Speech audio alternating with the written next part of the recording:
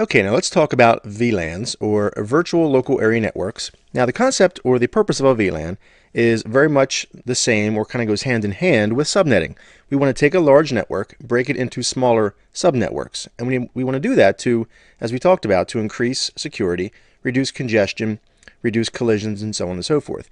Well, we can do the same thing with a virtual LAN or a virtual local area network. Okay, so as you break a network up into smaller networks, we can assign each into its own VLAN. All right, so there are two different layers of the OSI model. A VLAN is a layer 2 concept.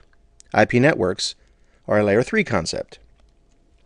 So if we have our switch, as we looked at before, and then we take a look at adding or subnetting that down, we can break it into separate subnets at the IP layer, or layer 3 of the OSI model. We can then assign at the layer 2 of the OSI model separate VLANs to coincide with those IP subnets. All right, so VLAN 10 as an example could use 10.1.1.x. All right, so the 1 network denoted here in orange, that would be assigned to VLAN 10. VLAN 20 would have 10.1.2.x, and then 3 and 4, so on and so forth, okay, .3 and .4x. So in other words, a host at 10.1.1.20 as an example would be in VLAN 10.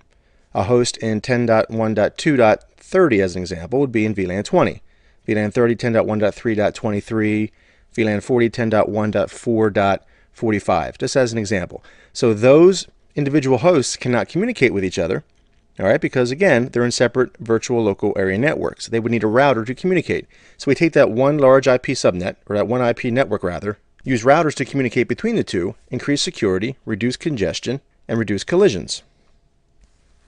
Okay, the next concept is network address translation, or NAT, and that was basically allowing us to mask or hide the private IP address that we talked about previously. Remember, class A, B, and C each has a private IP address range.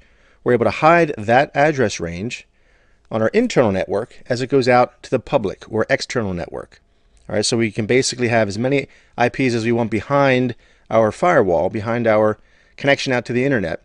That edge device will act as a NAT router, okay, network address translation. So all of our internal IP addresses will appear to come from either one or more external IP addresses that were assigned. All right, so a NAT example. All right, so here we have 10.0.1.15. Okay, it's a /24.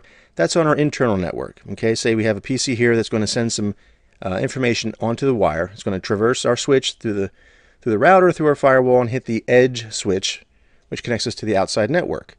That edge switch has external or public-facing IP addresses, and so when it hits the outside world, it appears to be coming from 21.1.15.x, whatever that x is, the host address.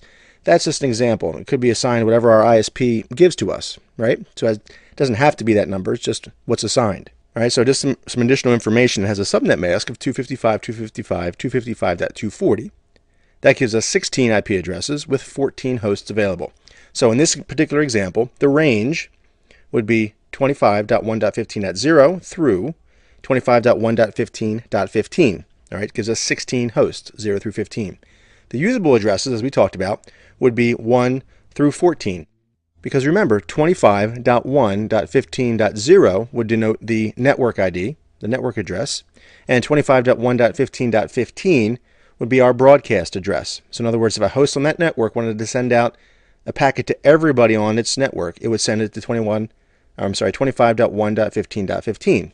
All right, so that's why we can't use those two. But our hosts can take between 1 and 14. All right, so we send a packet out onto the wire, and you can see it starts at the one PC internal, goes through our switch, goes through our router. When it hits that external edge device, that router then strips off the internal IP address and then adds the external IP address and forwards it out onto the network. Okay, so we have two different things we can look at here. We have NAT and then we have PAT, network address translation, and port address translation. NAT is a one-to-one mapping, not necessarily scalable in a very large environment, just depending on the IP block. If we have thousands of internal hosts and we only have maybe a dozen or so, a couple dozen maybe IP addresses, we're not going to necessarily be able to do a one-to-one mapping. So we can do something else referred to as PAT, or port address translation.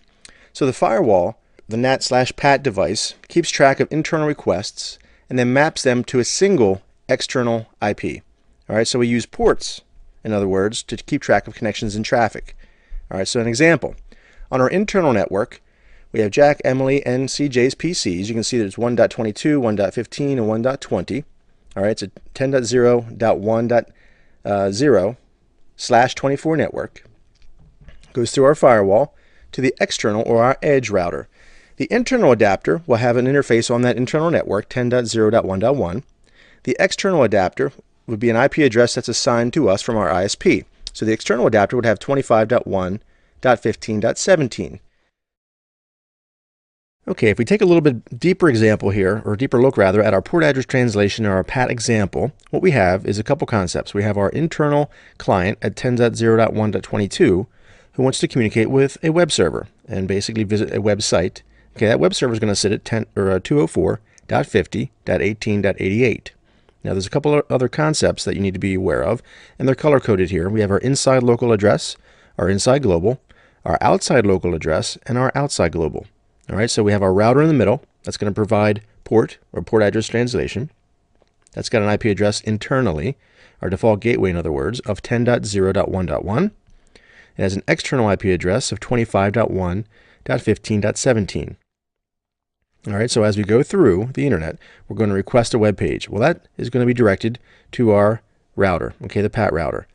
It's going to go out, and as we see here, the source IP address is going to be 10.0.1.22.